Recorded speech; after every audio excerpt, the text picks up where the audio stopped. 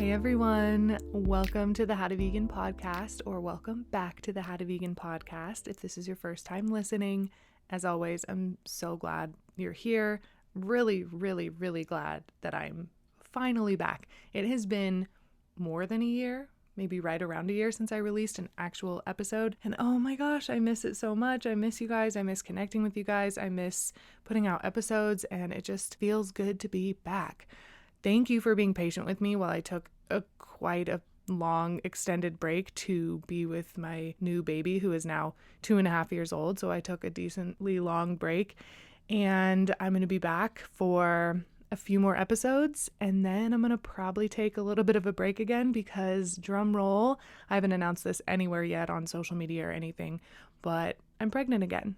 So baby's due in July, and I will be taking a break again. I don't know how long it'll be for, but definitely a little bit of time just to be with my family. So I wanted to take this kind of like few months that I feel like I have some energy. The first trimester of this pregnancy was absolutely horrible. I felt so awful, zero energy, nauseous, really, really bad. It was bad. So I finally am feeling like I have some energy again, and I can put out a few episodes for you that I've been wanting to do for a while before I take a little bit of a break again. So I'm really glad you're here and listening to this episode. This episode is going to be 7 myths about veganism that just aren't true. So let's just get right into it. Before we begin, as always, a little disclaimer. I'm not a doctor. I'm not a nutritionist. So keep that in mind when I'm speaking about these topics. Just something that I want everybody listening to know. But I do a shit ton of research. So it's not like I'm just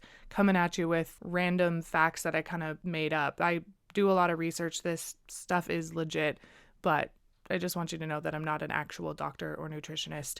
This isn't like medical advice. This is just me doing a ton of research and sharing what I've learned with you. So you probably know, whether you are vegan or not, that there are a lot of assumptions about veganism. They're everywhere. If you're vegan, you've heard people assume things about your lifestyle and your diet that you know aren't true. And if you're not vegan, maybe you're listening to this because you're like, wow, I've heard a lot of things about veganism, and I wonder if those things are true or not. There's a lot of assumptions about veganism, and a lot of them are just stereotypes, misconceptions, things that people come up with or think are true that just are not true, and then they spread. They spread like wildfire, and everybody begins to believe them. And then it's this common assumption that everybody thinks is true. And a lot of them are not true. So that's what I'm here to do today, is kind of break those down and talk about why a lot of these common assumptions, aka myths, about veganism really just aren't true. So these are some of the most common ones that I kind of have gathered over my 11 years of being vegan, and I'm going to break them down for you and kind of go through them and talk about why they just plainly are not true.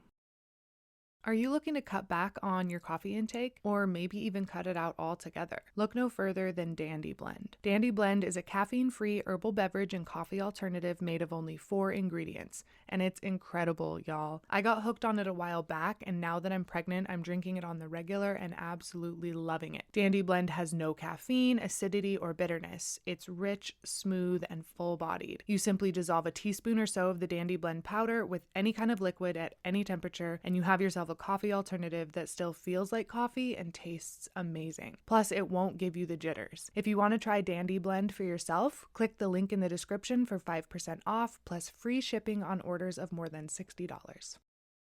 Okay, the first one. Number 1, you can probably guess. Vegans don't get enough protein. That's by far the number 1 myth about veganism that I think a lot of people still believe and still think is true. But the opposite is true. In fact, you can completely, totally get enough protein on a vegan diet. Yes, protein is important. Your body needs it for a lot of different things, but protein deficiency is actually pretty rare in developed countries, especially. People who are eating a wide variety of foods typically aren't deficient in protein. And yeah, animal products are rich in protein. That is for sure. That's an easy way to get a lot of protein in one little bite. But animal products are also rich in cholesterol, saturated animal fat, hormones, antibiotics, and a lot of times way too much protein. And they also don't have any fiber. like zero fiber, which most Americans aren't eating enough of by far.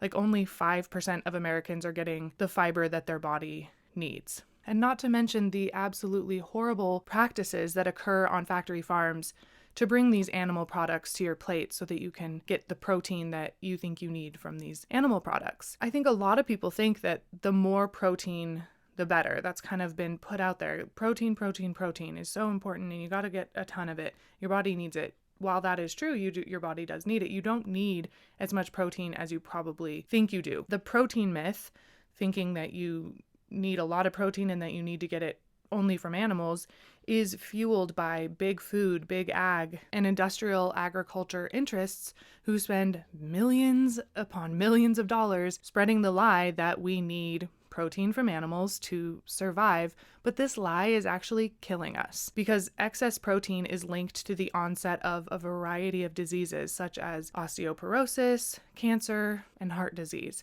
And the average American actually consumes about double the protein that their body actually needs. So yeah, you can get all of the protein that you need, which is typically around 50 grams a day. Could be more or less depending on if you're an athlete, if you're pregnant, breastfeeding, a child, a baby, etc.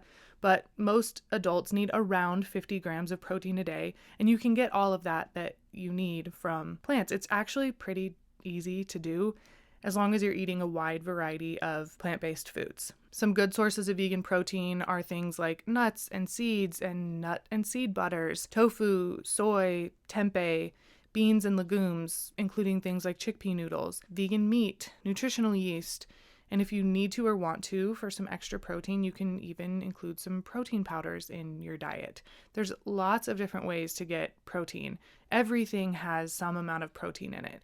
So again, as long as you're eating a wide variety of mostly whole plant-based foods, like the stuff that I just mentioned, you should definitely be getting enough protein. You don't want to just ignore protein though and be like, oh, I'm totally getting enough no matter what I'm eating. It's really best to be paying attention to all of the nutrients that your body needs, including protein, no matter what kind of diet you're eating. No matter what you're eating, you should be paying attention to the nutrients that you're getting and making sure that you're eating enough. So you don't want to just completely ignore it. You want to be focusing on making sure that you are including high protein plant-based foods in your diet often. And no, you do not need to combine different amino acids at each meal to make complete proteins. This is an outdated myth. So I think most people are aware of this now, that you don't need to do that, but you don't need to combine like rice and beans at the same meal to make sure you're getting a complete protein. As long as you're, again, eating a wide variety throughout the day, your body kind of puts them together as needed and makes the complete proteins for you. I do think it's a great idea every once in a while to plug your food intake into an app like Chronometer or MyFitnessPal. There's probably other ones out there. I always use Chronometer. And just pick a random day where you eat kind of similarly like what you normally would eat and plug everything in, the amounts, everything. And you'll be able to see at the end of the day if you're getting enough of what your body needs, which is a really good way to make sure that you are on top of your nutrition. And again, this goes for vegans, vegetarians, omnivores, whatever diet you're eating, you should be making sure you're getting enough of what you need. Okay, myth number 2, being vegan is expensive. A lot of people say this, I would go vegan, but I can't afford to eat that way. It's just too expensive. But when it comes down to it, plant foods are almost always cheaper than animal foods. If you go to a restaurant and look at the price of a steak versus that of like a salad or some veggie sides, it's obvious that the meat is typically the more expensive part of the meal. So when you stock your kitchen full of healthy staples and focus, again, mostly on a whole foods, plant-based diet, your grocery bill is going to be on the cheaper end compared to when you're eating lots of meat and cheese and eggs and all of that stuff. If you're eating a lot of vegan meats like burgers and brats and breakfast sausages and vegan cheeses every day and other processed vegan foods like frozen pizzas and ranch and mayo and ice cream, etc., then that definitely won't be the case. Like if your whole cart is full of that, that's going to be pretty expensive. That stuff is still relatively more expensive than the animal products versions. Hopefully that will change soon based off of demand and prices coming down. But right now, if you're eating a lot of that stuff, it may be more expensive. But again, when you're focusing on whole plant-based foods, that is not going to be as expensive, and your body's going to love you a lot more for eating that kind of food, and it just feels a lot better. So some of my top tips for saving money while eating at home is to meal plan. Just make a meal plan for the week and then write a grocery list and stick to it when you're at the store. That way you're not wasting food and you know what you're going to be eating, so you're just sticking to that meal plan and grocery list. That will really help. Cooking in big batches and eating lots of leftovers really helps, so you're not tempted to go out to eat or order Uber Eats or whatever. You've got leftovers in the fridge. Focus on buying whole foods and not processed foods, again, is a huge way to save some money. I usually have like my cart pretty much full of whole plant-based foods with some additions in there. Like I like to get some vegan mayo and some vegan cheese to have on hand, especially now that we've got a toddler. That stuff is nice to have on hand to just kind of whip up a sandwich or a quesadilla or something like that. We don't eat a lot of vegan meats and stuff like that, mostly to save money and also just to kind of stay on the healthy side. So focusing on whole foods and not processed foods, buying your pantry staples in bulk if possible. Your nut and seed butter you can buy in bulk, things like rice and beans, and then cooking those things from dry will save you a lot of money too. If you buy your beans in bulk and then cook them from dry, say in an Instant Pot, investing in an Instant Pot can be extremely helpful for cooking things like rice and beans from dry. Saves you a lot of money. And rice and beans cooked from dry as a meal with some veggies added is about as cheap as you can get, and it's filling and it's healthy. Buy frozen fruits and veggies, especially in the wintertime, because you're not going to have a lot of fresh options if you live somewhere like I do in Idaho. There's not a lot of abundant fresh fruits and vegetables in the wintertime. If you buy them frozen, they're frozen at their peak ripeness. So they're great. They're a great substitution for expensive vegetables and fruit in the wintertime. Try to buy local and seasonal produce if and when you can. That can sometimes be cheaper. Sometimes it's more expensive. So you can kind of compare and see what works best for you in the area that you're in. And then my last tip to save money is to buy the generic brand or store brand products. A lot of times they're literally the exact same and a lot cheaper. So this isn't always the case. Sometimes you buy a store brand or generic brand product and you're like, this is not good. But sometimes they're just as good, if not sometimes better. So it's worth trying if you can save a little bit of money that way. So being vegan is expensive. My groceries now are cheaper than they were when I was eating meat and cheese and eggs and dairy and all that stuff. Yeah, that was 11 years ago. So that's accounting for inflation, but I know how much I was spending before on that kind of stuff. And now that I just focus on whole, healthy, plant-based foods, my meals are a lot healthier and a lot cheaper, to be honest. So the idea that being vegan is extremely expensive typically isn't true. This can vary depending on if you're living in like a food desert and there's just not a lot of fresh, whole, healthy foods available. This is not just like across the board true for everyone. If you have a convenience store and a McDonald's and that's really all there is in your area, it's probably going to be cheaper and easier for you to eat animal products, which is a bummer, but rice and beans should be available most places, and trying to focus on doing that, on buying that stuff and making that the core of your meals can be a good way to eat vegan, even if you're not all the way vegan, maybe mostly plant-based, and to do it in a way that isn't going to be outrageously expensive. So it's possible. I know it's not possible for everybody depending on where you live, but it's possible. Most of us live in a place where you can go to the store and kind of get what you need, but it's not extremely expensive. It can be, but there are ways to make it not be outrageously expensive. The third myth is being vegan is too hard. There's kind of two sides of this. The first one is it's impossible to be vegan because animal products are in everything. It's just too hard. I'm not going to be able to avoid it. I've heard this a lot. Like, it's just too hard. They're everywhere. I'm not going to be able to do it. And yeah, animal products are in a lot of stuff, but they're not in everything. You just get used to reading labels. And luckily, milk and eggs are some of the top allergens for human beings. So they have to be listed either at the beginning of the ingredient list or at the end in bold. So it'll say something like contains milk or contains egg. So you can look out for that and you just get used to reading labels, and you'll find out that there are a lot of products out there that don't have animal products, and you kind of just get used to buying those. And there are plenty of products out there without animal flesh or animal secretions in them. Think of how many fruits and veggies exist in the world. So many fruits and veggies. And you kind of get opened up to all of this new stuff that you weren't focused on or eating before because you were focused so much on just eating your egg in the morning and, sandwich at lunch with meat and cheese and chicken and rice and vegetables for dinner, kind of sticking with that. When you go plant-based, you realize there's so many foods out there, grains and seeds and nuts and fruits and vegetables that I eat in such a more amazing way now than I used to. It's actually easier now for me than when I first went vegan because there are so many vegan alternatives available. 11 years ago, there was literally like the worst tasting vegan cheese possible, and it was like not even worth it to eat. But there are so many vegan alternatives available now, and companies are becoming much more aware of how much money they can make by making products vegan friendly so more people can buy them. So yeah, it's getting easier and easier. Like Trader Joe's, for example, I am realizing that when they're putting out a new product, if they can make it vegan fairly easy, they will, because then more people can buy it, and why not? You make more money. So businesses are putting out more vegan products, which is awesome for us because then we have more options. So it's getting easier and easier. Animal products are not in everything, and it's completely doable. And the kind of second part of being vegan is too hard is a lot of people think that you can't have a social life if you're vegan. You can't go to parties or gatherings. Dining out is way too hard. Going to eat dinner at a friend's house is going to just be embarrassing and hard, and I don't want to even have to explain what veganism is. Things like Thanksgiving and Christmas are hard, etc. I have a whole entire episode about this, like being vegan with non-vegan friends and family. I think that's what it's called.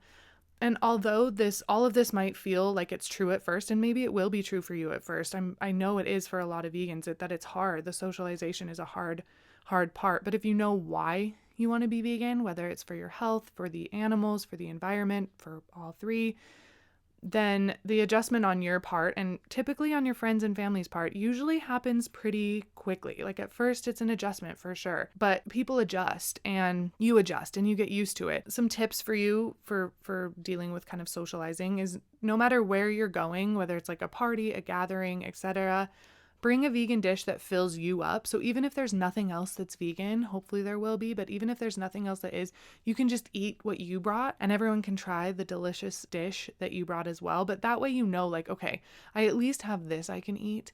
So I'm not just sitting there eating nothing. Like, be like, hey, I brought a dish to share. So you have that.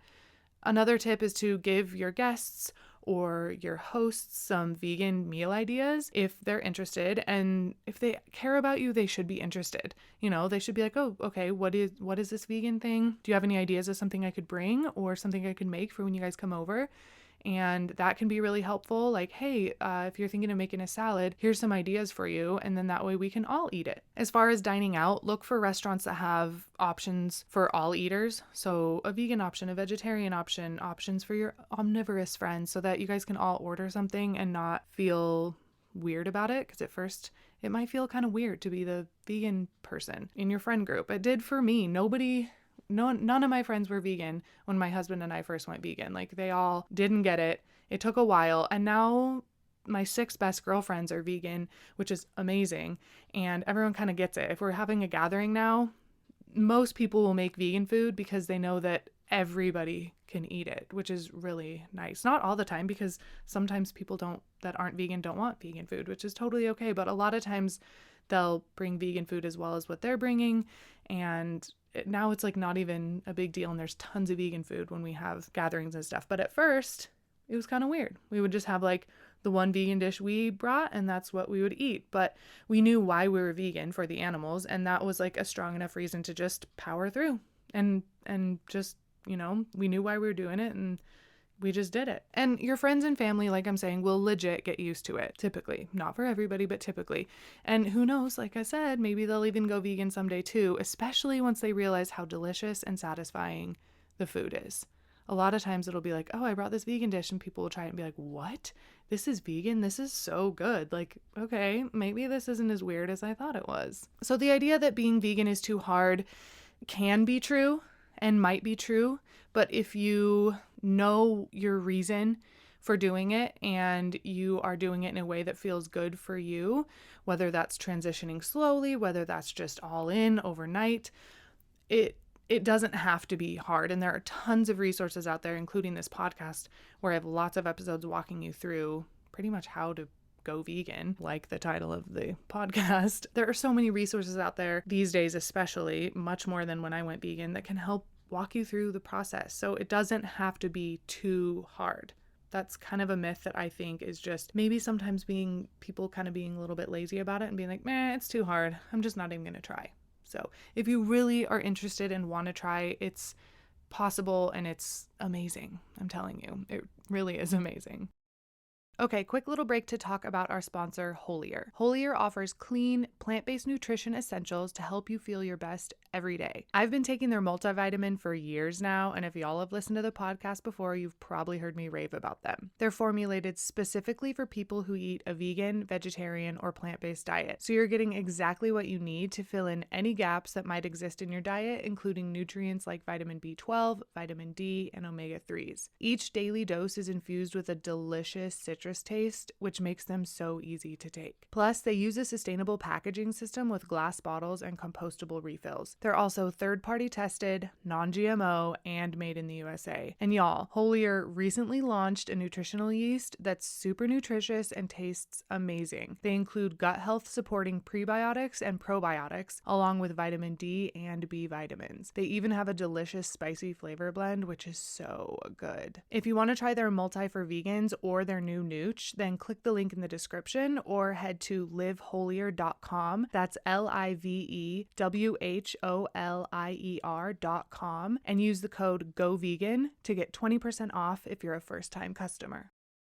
The fourth myth is that a vegan diet is boring or restrictive or bland or unappetizing. I assumed that, vegans, they're just probably eating like tofu and lettuce and plain rice and beans and that's it. And I mean, you can if you want, if that's what you're into, but this is just not true.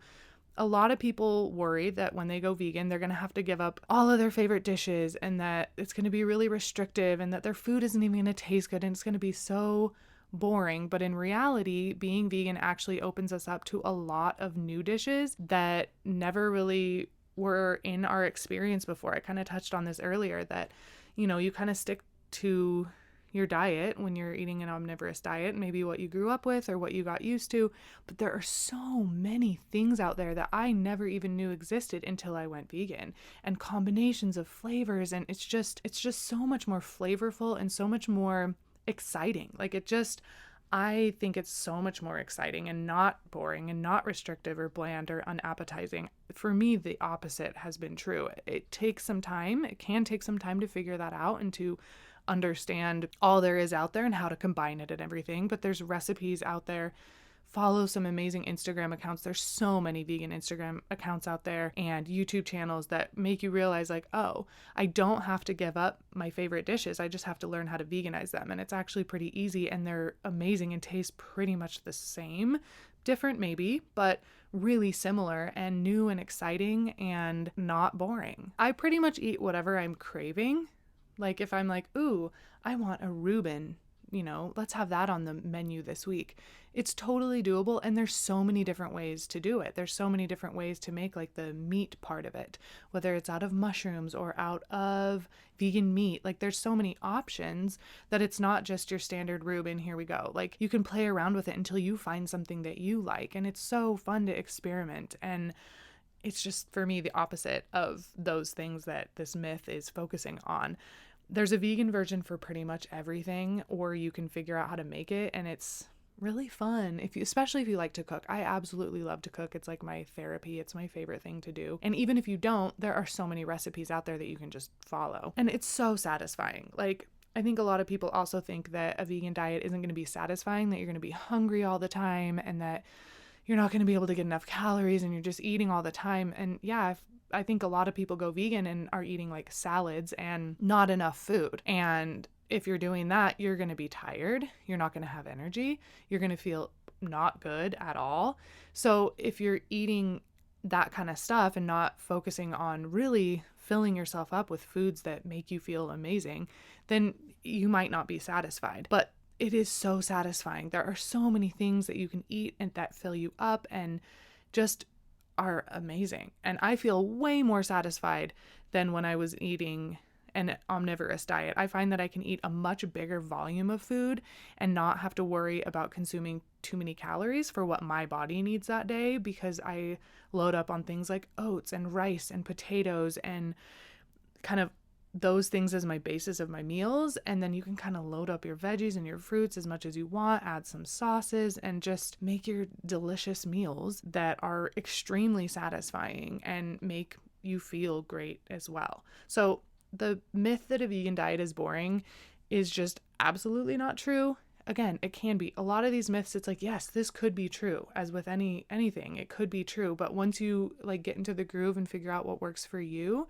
and use the resources available, you'll find that a vegan diet is like the opposite of boring or restrictive or bland or unappetizing or not satisfying at all, because all of those things for me are the opposite. Myth number 5 is that soy foods are bad for you. This is a myth that is still very commonly believed, but the myth that soy foods are bad for you, it's not rooted in science and it's not true. So for men have heard that it can have a feminizing effect, but a study published in 2021 found that soy foods did not affect reproductive hormones such as testosterone in men. And for women have heard that it can cause breast cancer. Again, these claims are just not backed by science. If you look into it, these things are just myths that are not backed by science at all. In fact, research involving human subjects as opposed to animal subjects suggests that soy does not increase the risk of cancer, and in fact, it may actually lower the risk of certain types of cancers like lung cancer and prostate cancer. A study that was done in 2009 found that when compared to men who ate the least amount of soy foods,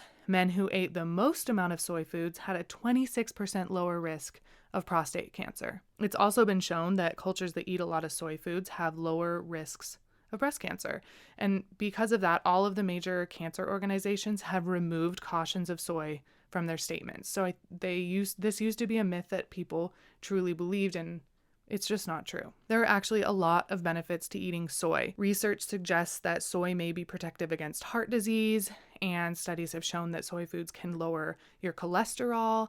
A 2021 study published in the American Journal of Clinical Nutrition also shows that soy improves cerebral blood flow in older men and women, which could be important for memory. The more blood flow up there, the better. And longevity is another health benefit linked with soy intake. Tofu, which is made from soybeans and water, pretty much just soy, is a staple in the diet of people in Okinawa, one of the world's 5 blue zones. And if you haven't heard of a blue zone, it's regions in the world where people not only live the longest, but are also the healthiest. So living longer could also be a benefit of eating soy foods. So for the maximum health benefits, focus mainly on soy products that are unprocessed or minimally processed, things like edamame, soy milk, tofu, and tempeh. So again, focus on eating a wide variety of whole plant-based foods for optimal health, and including soy in your diet is beneficial from what it seems. So the myth that soy foods are bad for you is a very commonly believed myth or idea that bottom line just is not rooted in science and is not true. Myth number 6, all vegan food is healthy. If you're vegan, you only eat healthy food, therefore you're an extremely healthy person.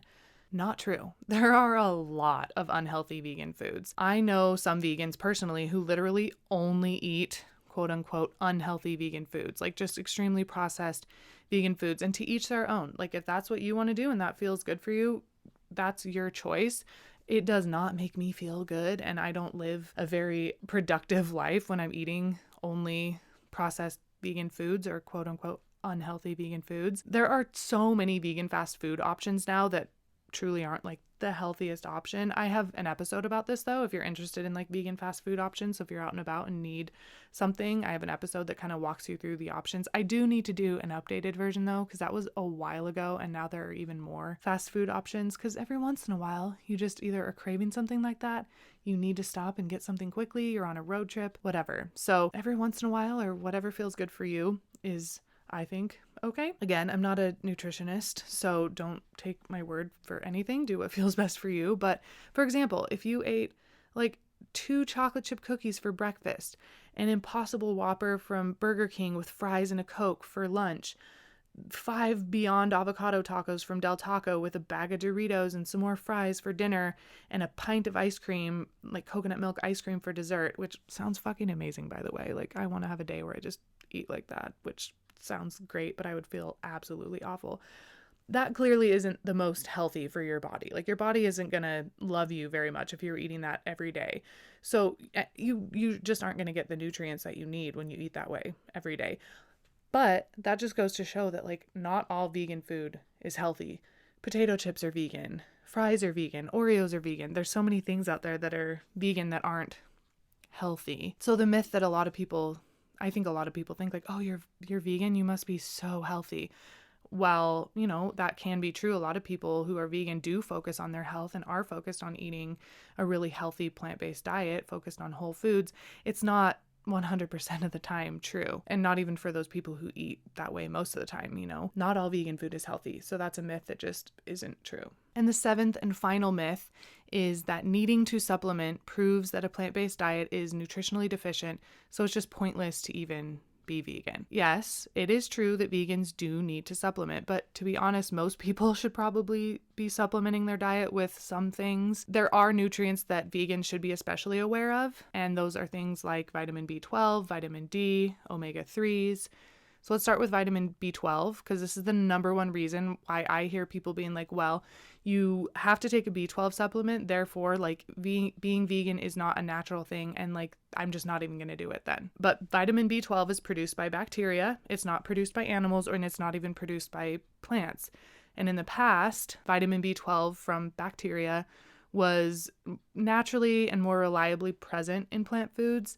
But today, with modern hygienic practices, which more effectively clean and sanitize our produce, along with the soil being exposed to antibiotics and pesticides more often, most plant foods are no longer a reliable source of this bacterial product. Whether it was in the past or not, just now it's not even really possible to get it from plants. And a lot of animal foods do contain high amounts of vitamin B12 because they accumulate the bacteria during their lives, and livestock are often also supplemented with vitamin B12 in their feed. They eat food that isn't cleaned, they drink water that isn't sanitized, so they are probably getting a lot of their B12 that way. Again, and a lot of them are supplemented with B12 in the food that they eat. They're also exposed to manure in their living conditions. Some of them are even fed manure, so they're getting B12 that way. So yeah, you can get vitamin B12 from animal products, but you're also going to be getting loads of saturated animal fat, cholesterol, hormones, antibiotics, as well as, again, contributing to the horrible animal cruelty that happens in factory farms, as well as contributing to the environmental degradation of our planet. Or you can get your vitamin B12 from fortified plant-based foods like cereals or non-dairy milks and nutritional yeast, and they're fortified with a crystalline form of vitamin B12, so that they all are great sources of B12. And that crystalline form of B12, which is also used in supplements, is actually preferable to the ones found in animal foods because it's generally easier for our bodies to absorb. So yes, you can get it from animals, but if you can get it from plants or from supplements and not get all of the awful stuff that comes with the B12 from animals, it seems like an argument that doesn't really hold up. And I get it. I get where that's coming from. Like, I get it completely. If you have to supplement, then it isn't natural. And so I'm just going to eat the animal foods. But when you know how the animals are getting their B12, it starts to kind of break down that myth a little bit, as well as just realizing you can get it elsewhere and it's probably better for your body anyway. Another thing that vegans should be aware of is vitamin D. And dairy products, like milk, aren't naturally just rich in vitamin D. I think a lot of people think like, oh, milk has vitamin D in it, but it is added to the milk. So if you're vegan, or even if you're not vegan and you're not getting enough sun each day to meet your vitamin D needs, it's best to take a supplement as a backup. Unless you're eating enough foods that are supplemented with vitamin D, like plant-based milks, cereals, orange juice, and you know you're getting enough from those every single day, then I think it's best to take a supplement just to make sure that you're getting enough vitamin D. But again, dairy products aren't just naturally rich in vitamin D, they're added. So if you're not vegan and you're getting enough vitamin D from those things, it's because they're added. It's a supplement anyway. Another thing that vegans need to be aware of is their omega-3 fatty acids. Most people get these things from seafood or from fish oil supplements. But again, this is not an ideal way to get these things. Seafood is typically loaded with mercury, PCBs, dioxins, aka extremely harmful toxic substances, as well as a shit ton of plastic. Our oceans are filthy, y'all. In fact, seafood eaters ingest up to 11,000 pieces of plastic a year. That's a lot of little pieces of plastic.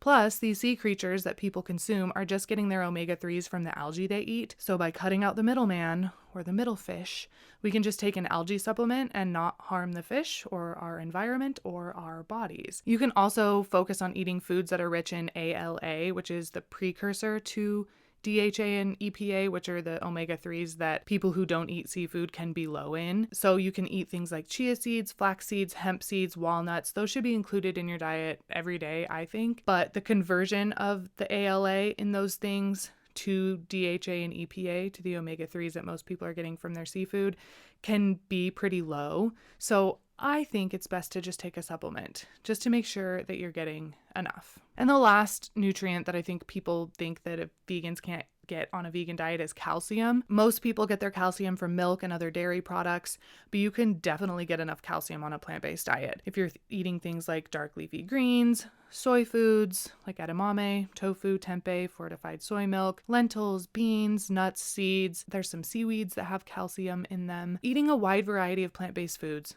should do it.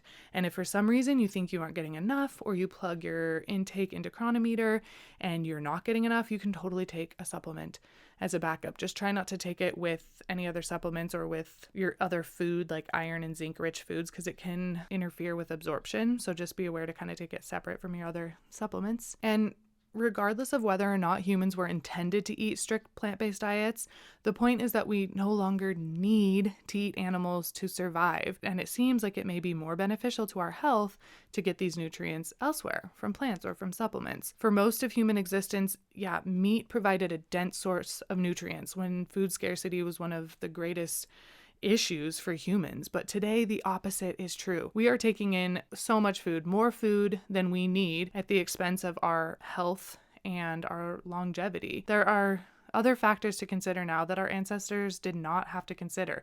Things like polluted oceans, depleted soil, hormones that animals are given, environmental contaminants, overpopulation, climate change, the absolutely horrific conditions of animal agriculture. These are things our ancestors didn't have to think about.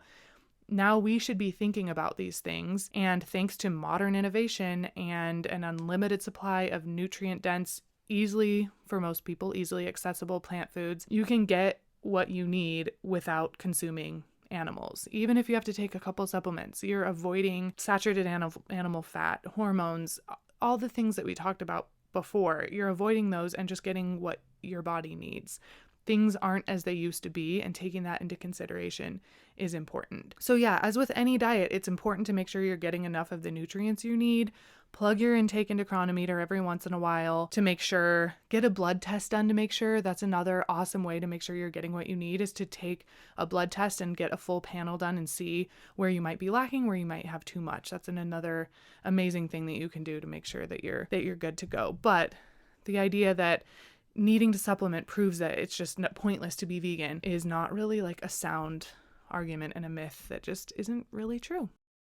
Speaking about the importance of getting your blood tested for accurate results, have you heard of Let's Get Checked? They're one of today's sponsors, and I couldn't be more excited about it. Let's Get Checked provides you with at-home blood testing as well as professional medical consultations without ever having to leave the comfort of your cozy little home. No appointments or doctor's office visits necessary. They offer at-home tests for general wellness, including an essential vitamin test, which tests for vitamin B12 and vitamin D, as well as tests for sexual health, women's health, and men's health. So how does it work? You choose your test online, and it will be delivered to your door in discreet packaging with next day delivery. You then collect your sample with easy to follow instructions and video tutorials, and return your sample using the prepaid shipping label provided. Once your sample arrives in the lab, confidential results will be available from your secure online account within 2 to 5 days. It's so easy. If you want to try Let's Get Checked for yourself and get 25% off your order, go to trylgc.com/howtoveganpodcast, or just use the code howtoveganpodcast when checking out. That's trylgc.com/howtoveganpodcast. Or you can simply click on the link in the description and it will take you right to the essential vitamins test with the discount pre-applied. So yeah, those are 7 myths about veganism that just plainly aren't true. Could be true in some circumstances, but for the most part just are not true. So I hope you liked this episode. This was a really fun one to put together, and I'm really glad to be back for a few episodes. I'm excited for the next couple of episodes I'm going to put out, and this podcast will not be going anywhere. I might take a little bit of a break, but I will be back. I love doing this. You guys have heard me say this before. I love doing these episodes, but it's important for me to focus on spending time with my kids when they're little and actually want to hang out with me and want to spend time with me, and I'm their whole world along with my husband, and it's just important for us to spend time with them right now. So I am focusing on that first, but the podcast isn't going anywhere, and hopefully we'll be back full force someday soon. So, but I have a couple more episodes at least that I want to put out before I have my new baby, which is so exciting. So thanks for listening. If you liked this podcast and want to share it with anyone, go for it. If you're feeling extra loving, go leave a review on iTunes or the Apple Podcast app. Leave a rating, leave a review. That really helps out the podcast. And if you want full show notes, I'm going to try to include everything in the description. I think you can include a lot in the description now. So I'm going to try to include everything there, but everything will also be on my website, like a full show notes. So you can just go straight there by going to kristenpound.com/podcast and finding this episode. Links for things that I mentioned and all that stuff will always be there. So thanks again for listening to this episode. I've missed you guys so much. I'm glad to be back for a little bit, and I will just catch you in the next episode of the How to Vegan podcast.